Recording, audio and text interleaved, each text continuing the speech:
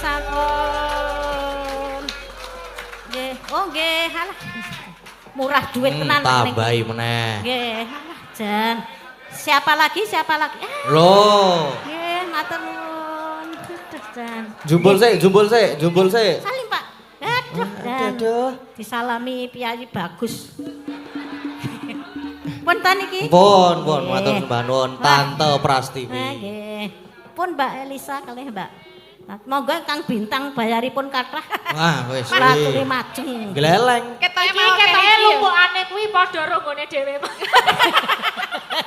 Ya iki agek nganu kabejan. Kabejane dhewe-dhewe, rezekine dhewe-dhewe aja demeri.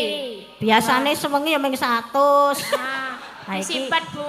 Niki luar biasa ten Pilang Rejo nggih, kathah sing nganu paring rezeki nggih. Biasane ya mung sewengi mung 20, ngono kae. 50 saiki wis wah. Maer-maer. Tonjo. Pokoknya disimpen Bu, niku wis katresnane nggih Bu Prastiwi. Kalah bintang tamu tenan iki tak etong-etong mau mbok ana 12. Swidak rolas ki piro? Mbah ra reti. Saking okehe swidak rolas. Saking okehe. Nggih, Niki mau Mbak Oriza dong sido Mbak. Nggih, Mbak Oriza. Karo Mbak Ayu sisan. Disidake Mbak Ayu kali Mbak Oriza. Ana Bu Wahyu ya urung. Ya engko nggo keri ta, posisen. Bariki apa? Podang kuning. Iya, terus Terus apa ya? Idam Sari. Napa, Pak? Idam Sari.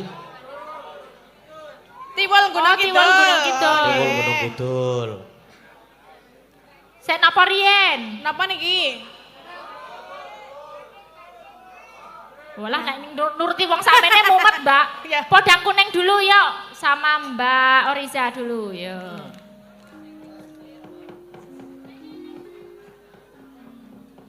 Mbak Ayu ora. Nanti Mbak Ayu Tiwul Gunung Kidul. Nggih. Aja dibanding-banding kene kapan niki, Mbak? Kok nggo penutup ya? Penutupan. Oke, siap. Penutup di sesi limbukan. Kok goro-goro sing dereng dipun pinangkani mengke dipun pinangkani wonten goro-goro. Nggih. Menika minangkani menapa rumiyin Mbak Tatin, Mbak Elisa? Oh nggih. Wonten sing duweti Tiwul Gunung Kidul. Enten mboten, Cowok. Pak? Saking Monggo, siapa? Pak. Nggih monggo Pak. Dari Tiwul Gunung Jakarta. Kidul. Dari IKPR. IKPR ki apa, Mbak? Ikatan Keluarga Pilang Rejo. Nggih. Nggih. Monggo, Pak. Monggo, Pak. Nggih.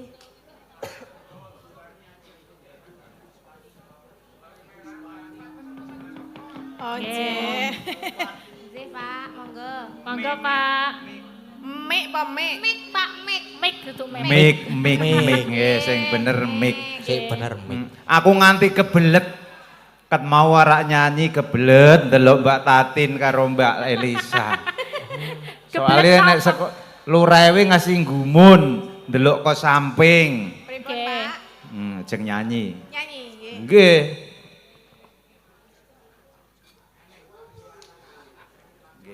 Arep dikei dhuwit meneh 2 yuta. Oh Nggih. ya, alhamdulillah. Niki salam-salam riyen nggih. Monggo Pak. Nggih, kanca-kanca IKPR Monggo, Pak, wonten tengah, Pak. terutama sponsor kita Bapak Haji John Pak Haji John. di Ciledug Bekasi. Ciledug, terima kasih Pak Haji John. Mas Sasmito juga Oke, Mas pendukung Sasmito. untuk pembuatan kaos, Oke. pembuatan pin dan oke. lain sebagainya.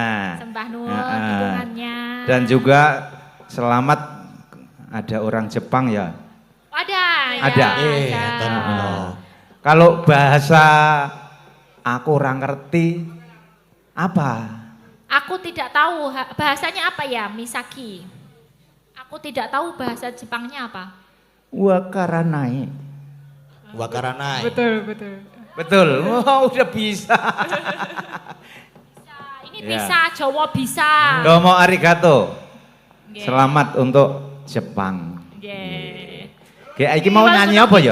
Tiwul Gunung Kidul. Tuwul Gulun Kidul. Nggih. Matur nuwun Mas Gading, matur nuwun. Nggih, Nggih, sami-sami. Berkah barokah nggih, Salam Pak. sehat. Amin. Nggih. Atur nuwun. Monggo gantosan. Nggih. Monggo Mbak bintang tamu.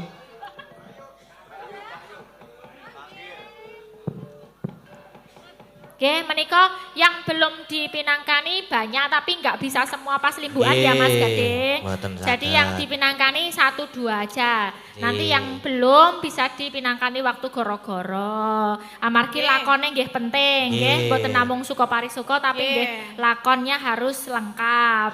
Nah iki sing durung mau podang kuning ya Nggih. terus apa aja dibanding-bandingke. Nah iki ada Bu Wahyu yang belum podang kuning dulu terus nanti ditutup sinden-sinden aja dibandingke bareng-bareng. Nggih. Ya Mbak Wahyu.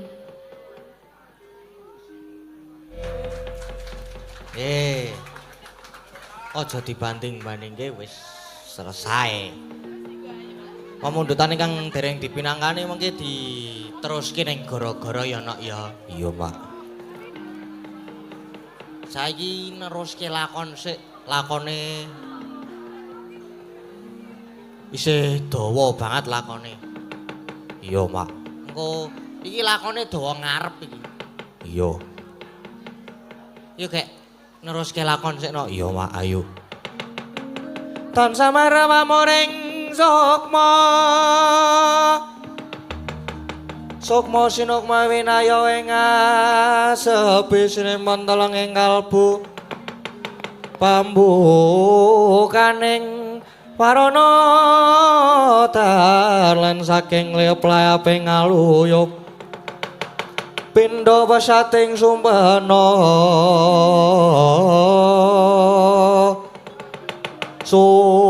sumusuping rasa jati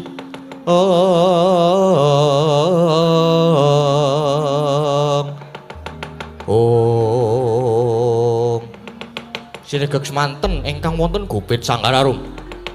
Genti kocapa ingkang medal Kyai Prabu Baladewa ngawi dhateng para kadang sentana pating bleber pating Clara Tirta bundakaning daratan.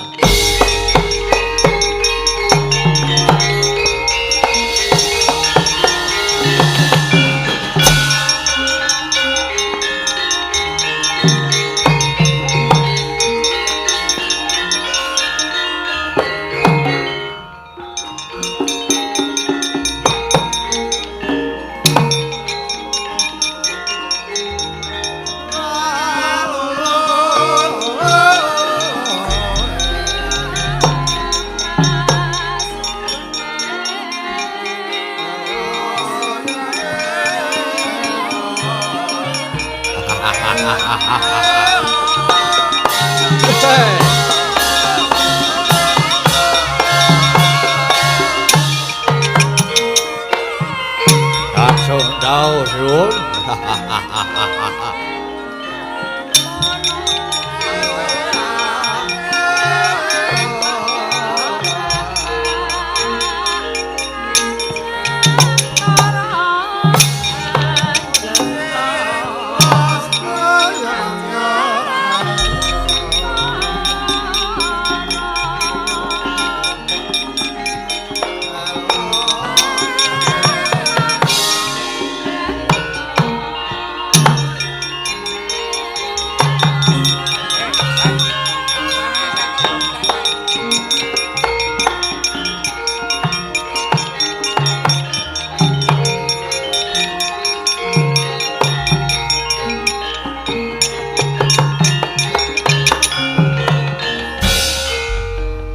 Micil saking jroning praja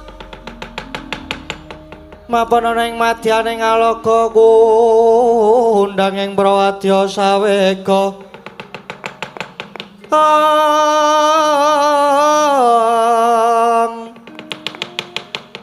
posur tambur miang suling pepandhen taludak miwa bandira kakandha warna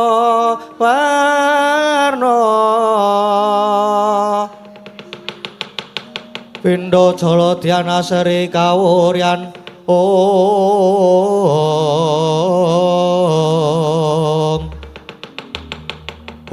Om Kowo Prabu kepareng ingkang rayi Rayipun Setyaki jumadung dawuh menapa wonten dawuh saking Kang Mas Janowo. Nadyan kula inggih jumadung dawuh sinuwun. Weh. Kula inggih jumadung dawuh sinuwun. Sagi. Kakang Udawa lan kowe Praguta. Ingkang dadi wigatining parepaton ana ing Pendhapa Madukara iki mau ora ana liya. Ya merga saka sungkawaning adhiku Bratajaya lan Yai Arjuna sepisan. Nggone Sembadra wis nggerbini ngancik Sapta Candra. Monggo Bratajaya nampa wangsiten Jawata kudu siniraman dening Yai Werkudara. Kaping pindho kalenggane iki Dimas Werkudara malah murca saka praja. Nanging lagi wae dirembug malah ana dadang layani jujolan usuli. Mergana sowane saweneing Ratu Sabrang dene wigatine diutus karo ratu sesembahane sing jare ratu saka Tanjung Anom. Jenenge Prabu Jaka Amijaya ya Prabu Angga Wijaya. Dene sediane bakal ngayunake adhiku Bratajaya bakal duwengku garwa. Nah, kuwi ratu sing mamak mumuk nista bebudene.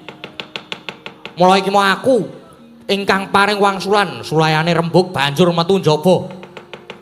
Iki lajeng keparengipun Koko Prabu. Saiki Mandura Ndwarawati Ngamarta kuwi bebasan loro-lorone ngatunggal tigane ngemor. Tansah daya dinayan samad sinamadan tulung tinulung. Klebu Madukara saiki lagi nandhang pepeteng. Awake dhewe wajib ngenteng-ngentengi sesanggan lan melu nyangkul. Mula saiki Pathuk Naraja kemo syukuren kena diujung Saranaris. Nanging yen beguguk ngutha waton mangsa borong lehmu ngrampungi niki. Sendika Prabu. Yen ngaten nyuwun pamit nyuwun tambahing pangestu kula inggih nyuwun pamit sinuwun. Wah, kula inggih nyuwun pamit kanjenge ingkang padha ngati-ati kebat mangkata.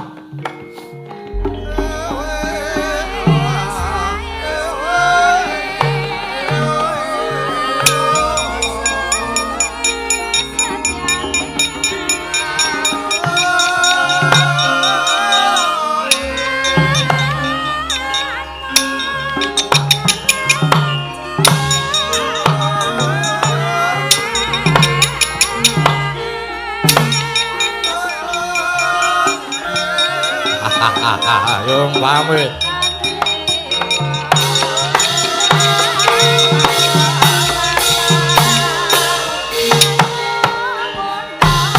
Wah.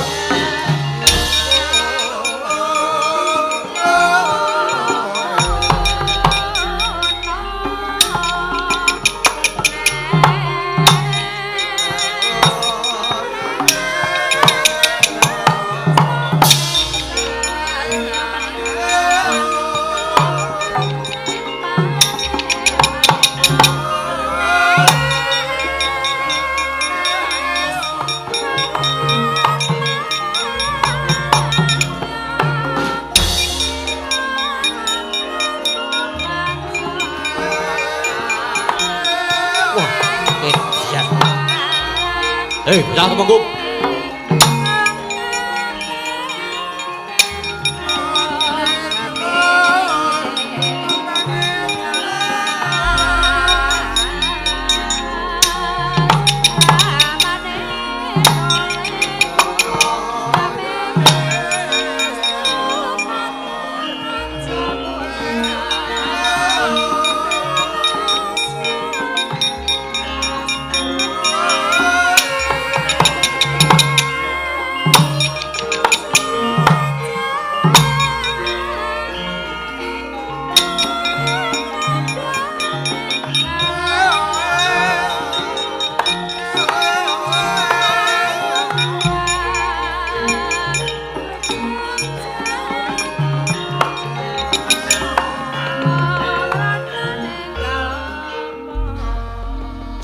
Kahanggrus resumbar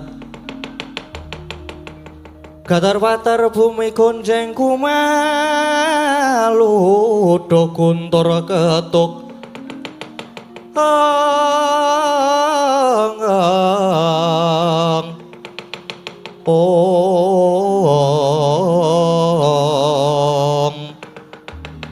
Om Sirun sawetawis dangu anggit kula nengga wonten ing Jawi ingkang abdi tumenggung manggala yuda cumadong rawuh sinuwun nadyan ingkang abdi pun krida manulugi nyadong dawuh sinuwun bocah tumenggung iki mau aku wis kelakon sapejagon karo Raden Janaka Nawala saka Sinuwun Prabu Angkajaya wis aturke ana ngersane Raden Arjuna. Nanging jebul surasane Nawala Sinuwun Prabu Angkajaya ngersake Dewi Warasembadra bakal diwengku garwa. Mongko Dewi Sembadra kuwi genah garwane Raden Arjuna. Usana aku diwangsuli karo Ratu Mandura sing jeneng Prabu Baladewa. Wah, lah dalah. Kaya lanang-lananga dhewe aku ditantang Bandayuda. Mula aku banjur metu njaba iki. Mula kowe kabeh aja padha diangelan. Mbok menawa Prabu Baladewa uga dawuh karo wadya balane. Peruna. Monggo yen Prabu Baladewa sing maju, aku sing methuke inggih. Mboten langkung ngestakaken dawuh sinuwun nyuwun pamit nyuwun pangestu kebat makato.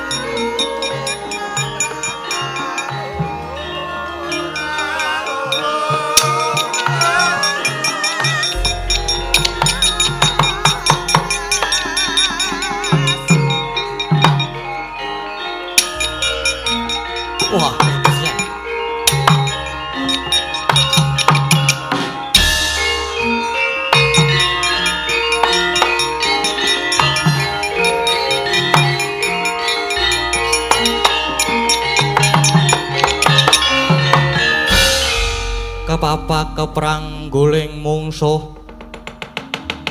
kepapak bawat nyobentar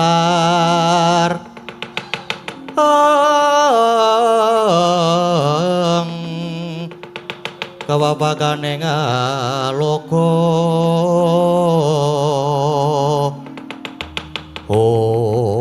wah lah dalah iki ana satriya medhoke marang aku menthang kaya gandha madeg kaya andha.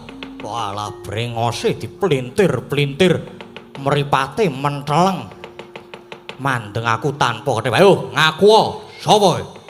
Takon karo aku. Satriya garba ruci Raden Setyaki. Ya Raden Singa Mulangjaya. Singa Mulangjaya. Ya Tambak Yuda. Tambak Yuda ya Wresni Wira. Wah edian. Raden Setyaki ya Raden Singa Mulangjaya. Kowe kepernah apa yen karo Prabu Baladewa lan Raden Arjuna? Iki kadange taruna. Oh, dulure nom. Setyaki.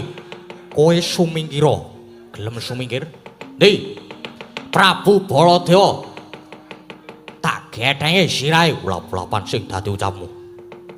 Ora perlu ngepo singgol koncane kowe Prabu Baladewa.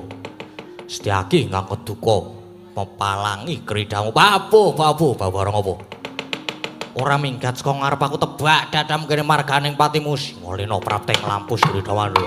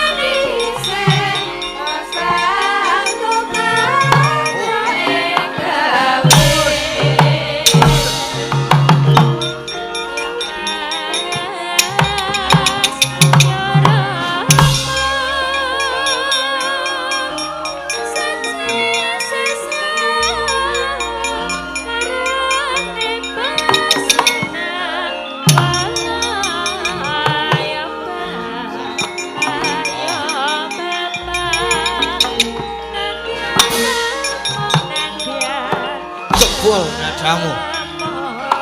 Oh, iya. Iya. Ah. Oh, as. Oh.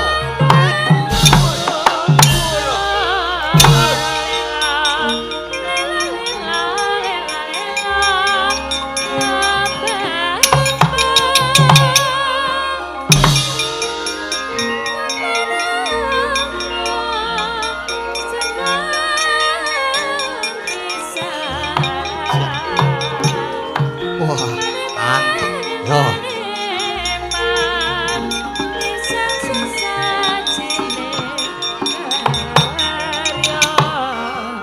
Biar. Oh. Biar. Oh, ah.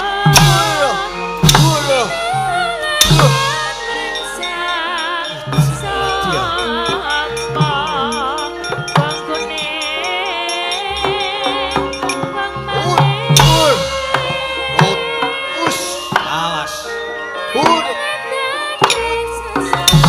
Mbak muter. Aja wikat jai.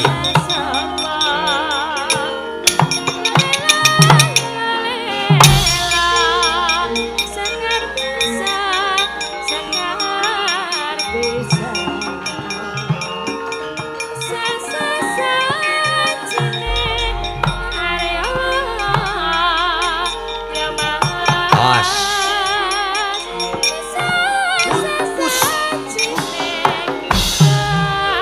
Siap. Aja itu.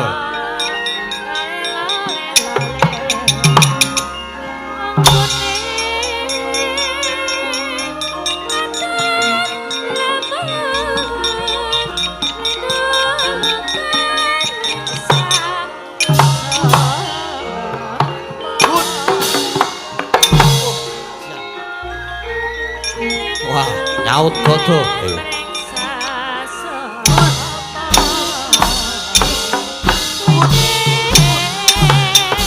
Ayo.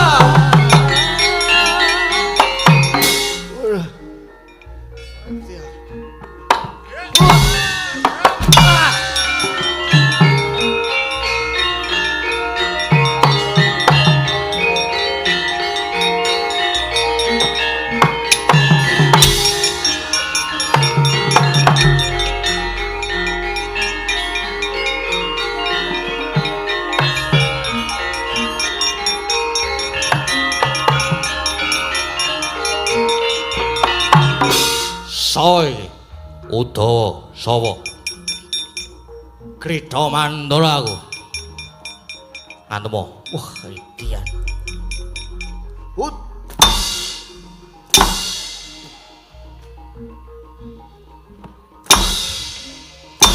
Hut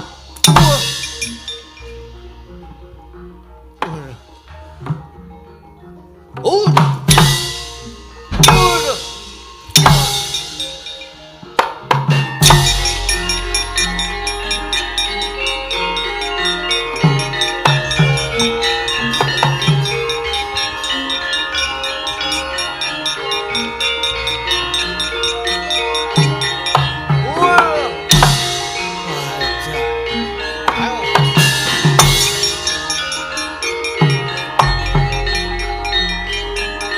Wah.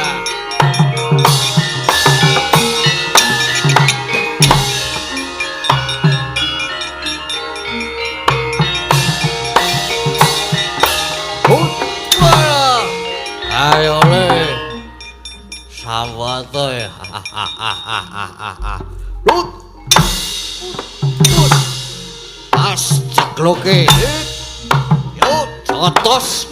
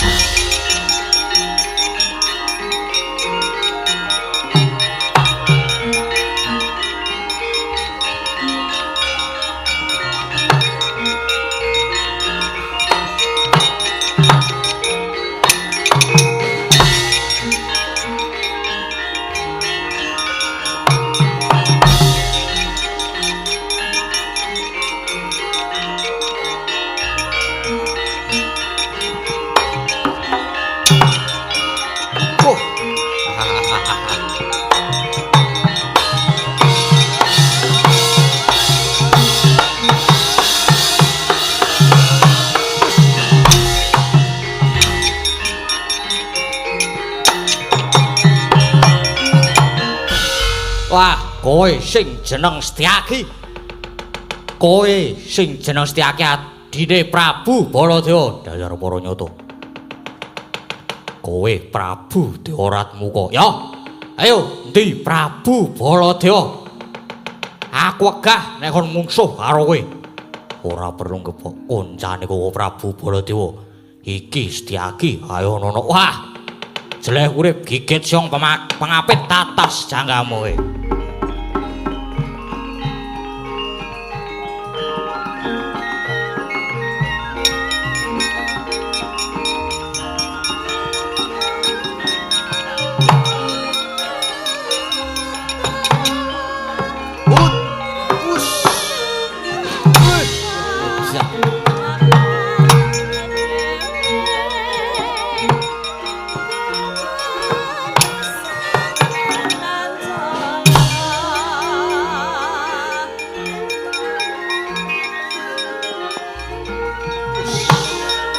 Ya.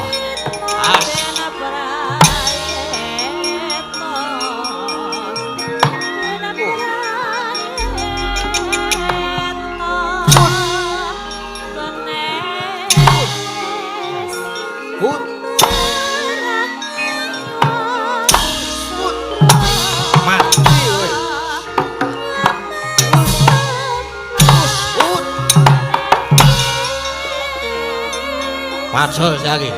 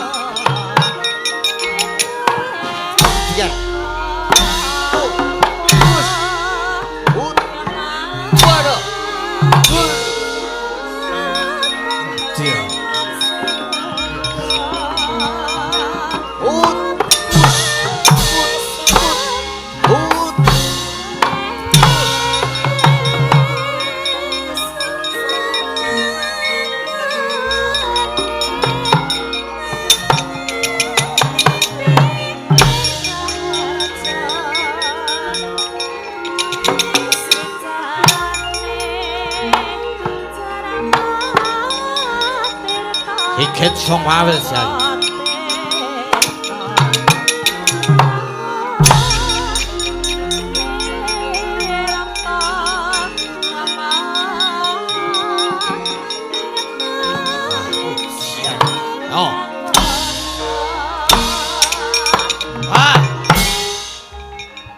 Mati siali.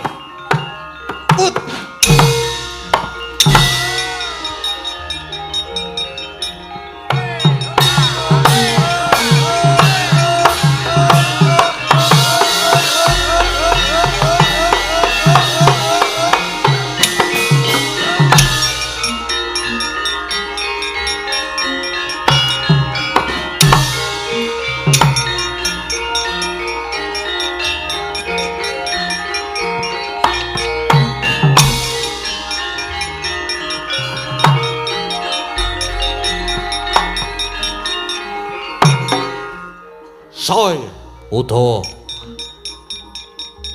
Oh.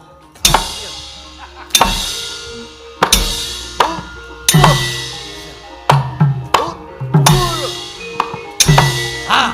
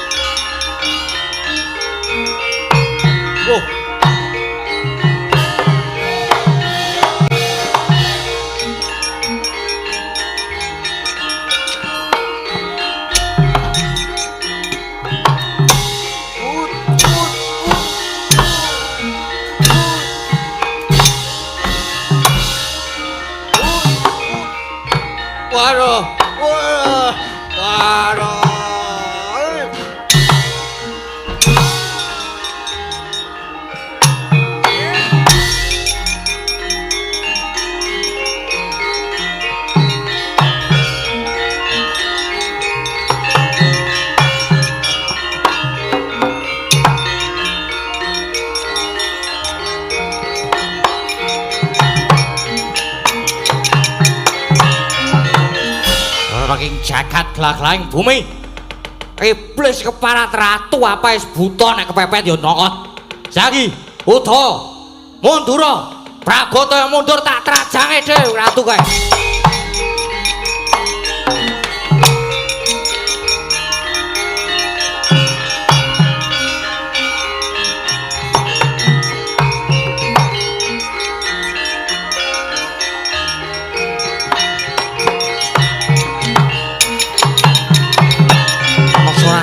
Iblis ra kowe. Ngopo iki? Panusmane jajalan keparat. Kowe daratmu kok. Ya, dasar ratu rupamu buta, gelut yen kepepet terus nyokot. Kowe ratu gragas. Ayo, kaki cokotan Prabu. Iki cokotan. Cokotan iki cokotan. Kosek. Setyaki to cokot Udawa to cokot iki cokotan. Cokotan. Yo, cokotan. Sorat tatanan wah gugu arepe dhewe nek kowe kepengin njaluk kaya adhimu Setyaki geget sing mengate blas ra ceceli tunggang motor kowe wah nek jajalan kene pawone belakang kowe blas motor kowe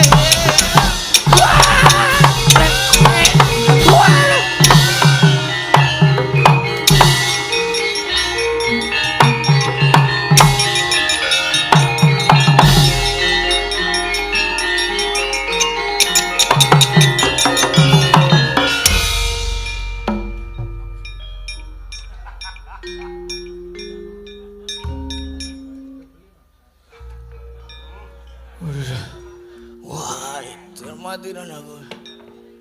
Wah, bolo dewa dan iblis nana. Wah. Wah. Lagi ke aku mungsuh karo ratu kok rusuh. Wah, ediane Wadyabala.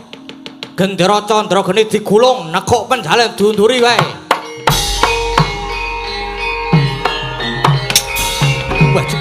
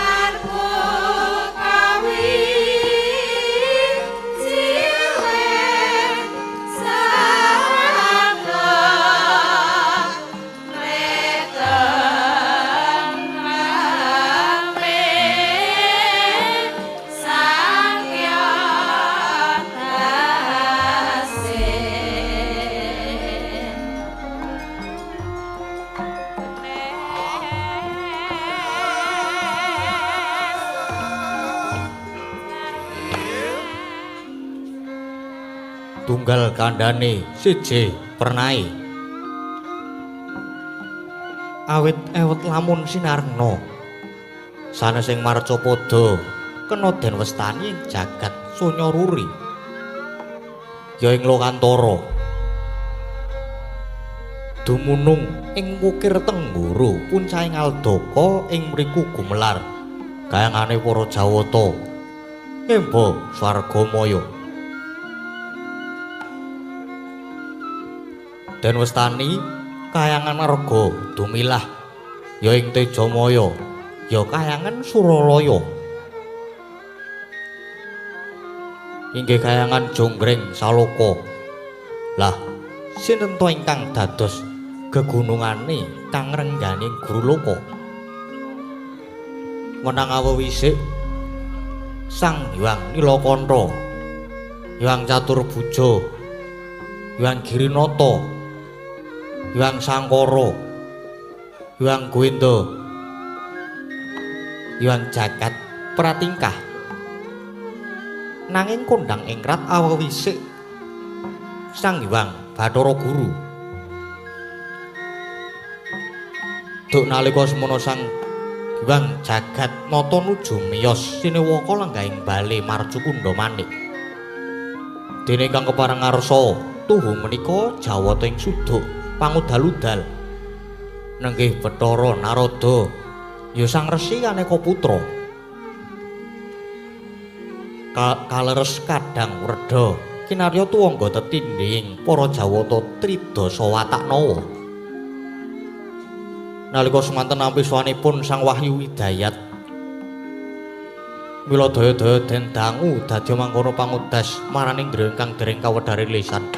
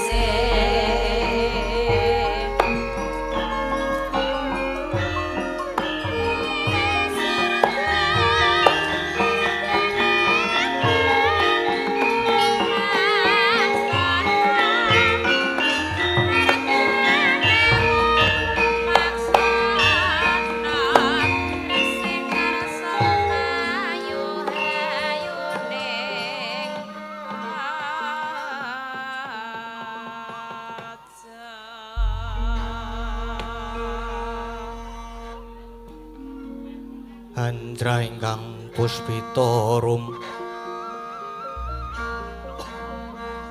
kasiliring samira nomre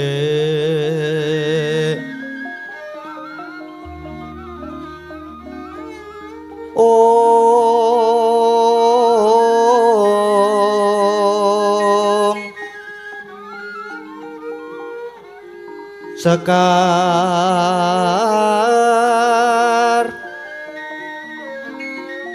Gadong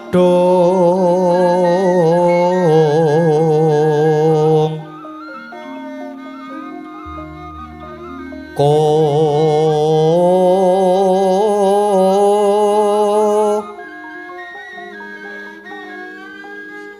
Ngas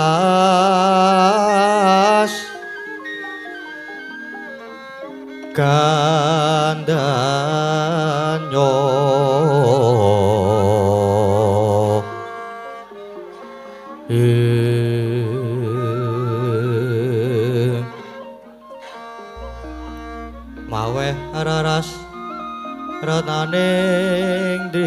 indriya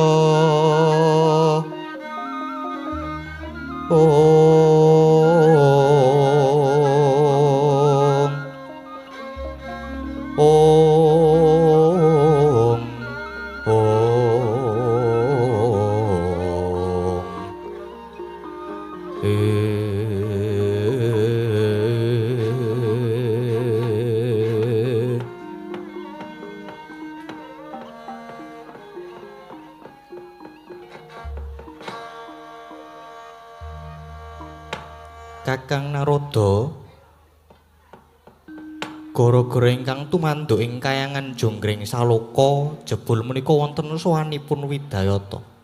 Inggih Widayat Kakang. Prakancang warodha Pak Pongbo bolong kali cothe sapa sing gawe? Kaluhuran sabdanipun Adi Guru mapan kula ugi sampun tanggap dhateng gregetipun Widayanto. Ingkang menika prayogi lajeng dipun piji mangarsa. Nggih Kakang Widayat. Tanpa pepindhan bombong ing tias ulun labet jeneng kita wis tanggap marang gregeting Ngosik Ulun lan tanggap marang kahananing Janaluka. Widayat. Yekti ulun wis uninga mungguh apa ta ingkang dadi tekad kita sakti kepengin ngudhake urip kita sawutuhe kanthi asarira wahyu. Mung wae yen ngene ya, Nggir. Kita kudu pratitis nggon kita bakal golek dunung lan papan. Merga lamun kesluru dalan kita mboya bakal bisa ngruwat jagat saka memala. Mula kita kudu ngerti sangune minangka sarirane Wahyu Ratu. Merga wong ingkang pinitaya dadi ratu mono ora gampang. Krana ratu mono beda kelawan kawula. Yen kawula iku wenang ukur kodrate. Nanging yen ratu iku wong ingkang sinampiran pakaryan. Mula kita kudu ngerti apa karyanira ing jagat. Uga satriya ingkang kepiye ingkang bakal dadi kandhange utawa bakal dadi wadahe Wahyu Widayat. Kaluhuran sabdanipun Hyang Adi Ulun. Anggen kula makarti tanas sanes kejawi, namung anggen kula badhe setya bekti dhateng jejiban minangka jiwaning satriya. Sasaget-saget badhe nata negari miwah tentreming jagat saisinipun kanthi sarana satriya kala wau kedah pinter. Mboten namung pinter ngasta ing peperintahan ingkang linambaran tata krami nanging satriya ingkang saged nindakaken dharma kanthi tulus.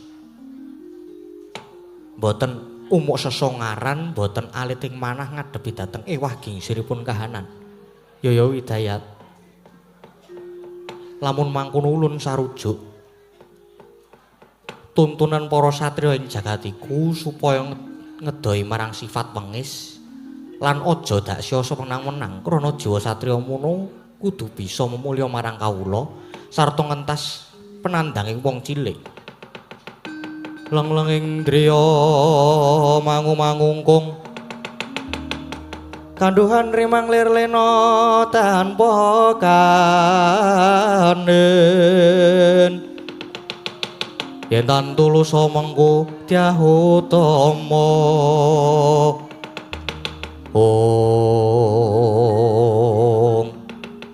Duh Pukulun sangat ngaturaken gonging panuwun pamujuting sabda paduka Pukulun dadosa sagunging lampah kula ingkang mekaten keparenga lajeng nyuwun pamit lan nyuwun tambahing pangestu Pukulun. Yaya Ngger Widayat ingkang pratitis nggon kita golek panitisan Pukulun Narada. Kula nyuwun pamit Pukulun. Yaya Ngger ingkang praetna ngati-ati ya Ngger. Inggih.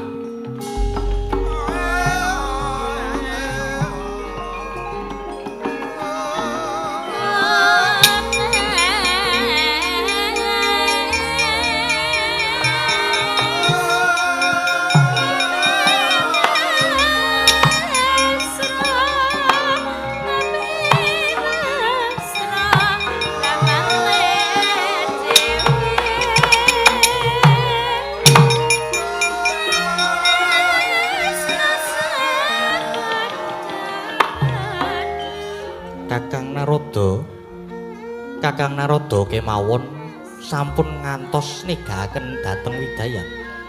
Kula aturi ngawat-awati dhateng Widayat anggenipun pados panitisan. Nggih, Ati Guru. Ingkang mekaten nyuwun pamit Kakang Narada rahayu ing tinemu raharja kang sinedya Kakang Narada.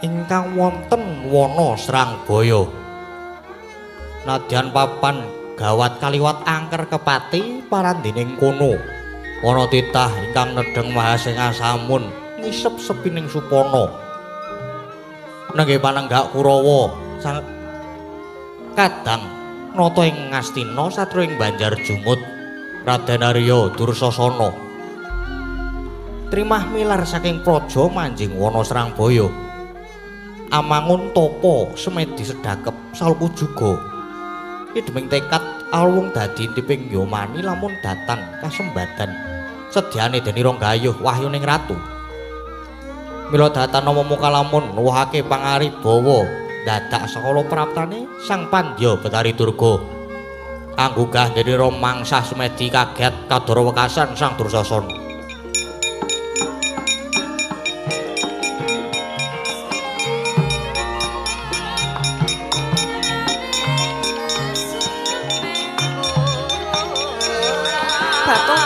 Tobat. Dursasana. Wah.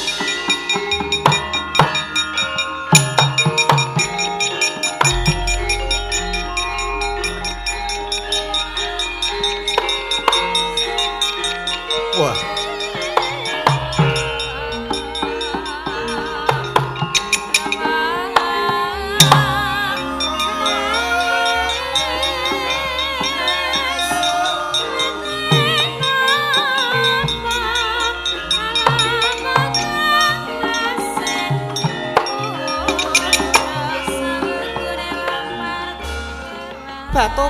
Tobat lae. Kayangan dandang mangure panas pangaribawane. Ora lida ujare wong kadhaplo. Jebul ana titah ingkang ngedengake tapa ana ing alas serang. Ora nyono jebul putuku Pak Panenggak Kurawa Dursasana iki. Inggih. Pabekti kula kunja pukulun Pandya Betari. Ya, tak tampa Dursasana. Aja kaget lamun ulun gugah marang nggon kita tapa. Banjur ana wigati apa lan kita darbe penggaya apa Dursasana. Inggih, pukulun. Wale-wale menapa sak bebaripun nglampahan trajon utawi timbangan kadang Kurawa ingkang sami kontal kaprapal kendang kaprajendang wonten ing jaban rangkah samenika sampun sami mukti wibawa jumeneng dados ratu kados Yai Bogadenta sami sampun mukti dados ratu ing Turilaya lajeng Gerdapati Wersaya Pati Wersaya Windandini Naranwenda Kundaga Bimamuka sedaya sampun mukti dados ratu Sedaya samangika sampun mukti wibawa namung kula piyambak ingkang dereng saged dados ratu. Monggo kula menika panenggahing Kurawa, adi-adi kula pun sami mukti. Kula kok dereng niku pripun? Lingsem kula kula, lingsem kula. Monggo kula nampi wangsit bilih dewa badhe matedhaken wahyuning ratu. Sinten ingkang kadunungan badhe saged nurunaken sejarahing ratu ingkang Binathara. Menika pukulun pramila rehning paduka pukulun sampun gugah anggen kula tapa kepareng paring pitulungan pukulun. Leng-lenging driya mangu-mangungkung kanduhan rimang lir lena tanpa kanen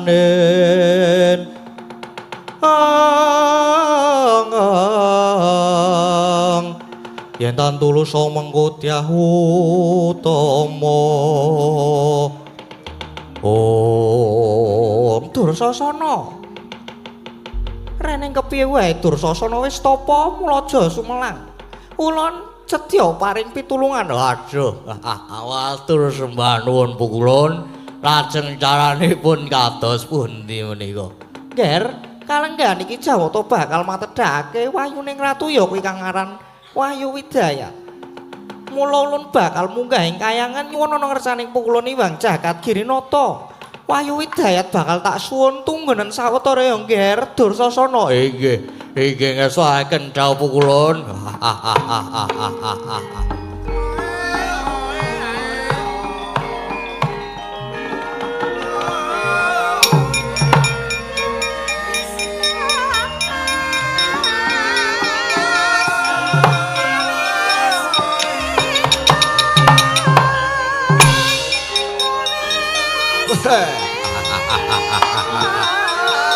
Halo,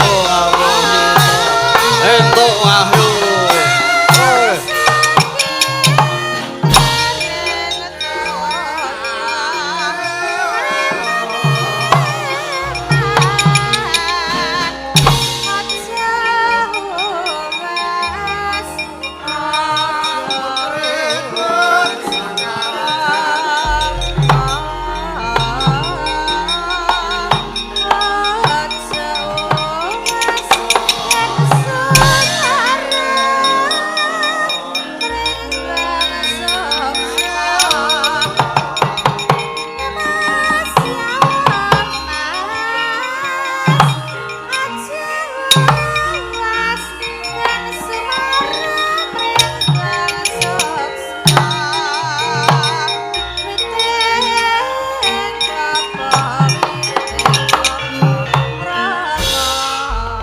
Kagyatri sang kapirangu rirangkul kinempit kempit dosang retnaning bawana Om lae nganti gawe kaget ing atiku jroning aku ngamban antariksa sedya saning kayangan Suralaya. Lah kok aku kepethuk cahya biru moyo-moyo mungko cahayane sumunar tejane manter nanging eloke kok ora mblarang iki wujude apa lan pancen kowe yen pancen kowe bisa tata jalma mara gage kowe waleo sewu-sewu kalepatan kula diagung pangaksaminipun ulun Pandya Betari Durga. Lho kose kowe wis ngerti marang ulun? Inggih nadyan paduka lenggah wonten kayangan Dandang Mangure nanging kula sampun uninga dhateng paduka. Pukulun pangabekti kula kunjuk. Iya, tak tampa ndadekke bombong ing kasulun. Banjur prasaja wae kowe kuwi sapa? Inggih, waleh-waleh menapa kula menika utusanipun Pukulun Sang Hyang Jagat Girinata. Dene kula menika sejatosipun pangejawantahipun Wahyu Widayat. Tobat. Kowe Wahyu Widayat. Yen ngono apa bener kowe wahyu ning Kanalendra utawa Wahyu Ratu? Kasinggihan. Malah kelenggan menika sampun titiwancinipun kula kedah mandhap ing Marcapada badhe ngupadi panitisan kula Pukulun. anglir bawan ingkang sinungwadi jagatnya kinarya momong sarira tunggal lae kepasan juga gak tujuh nginu widayat nganti tarewangi aku